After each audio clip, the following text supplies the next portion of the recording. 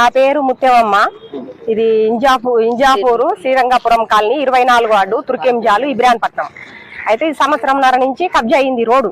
400 మంది ఆడోళ్ళం పోరాటం చేసినాం. 4-5 కాలనీ సంబంధించి స్కూల్ బస్సులు పోతలేవు, ఆడోళ్ళు కూరగాయల కొనికి లేదు, చుట్టాలు ఇంటి ముందరికి వస్తలేరు.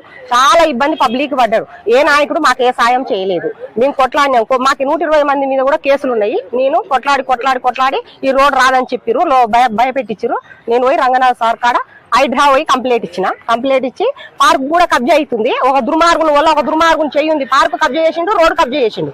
పార్కును కాపాడిండు రంగనాథ్ సారు, రోడ్డును కాపాడిండు తుర్కెంజాల్ మున్సిపాలిటీ కమిషనర్ సారు. చాలా సీరియస్ గా తీసుకుంటు దీనిపైన, రోడ్ పైన కానీ అందరూ స్పందించారు.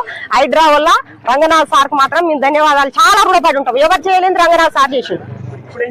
ఇప్పుడు రోడ్డు కూలగొట్టిరు. వచ్చి పొద్దుగాలు వచ్చి సార్ వాళ్ళు వచ్చి రోడ్డు కూలగొట్టిరు. పోలీసులు అంతా బందోబస్తు దిగిరు. సార్ మా రోడ్డు తీపిచ్చిరు. 2 ఏళ్ల నుంచి బ్లాక్ ఉన్న రోడ్డు సార్ తీపిచ్చిండు.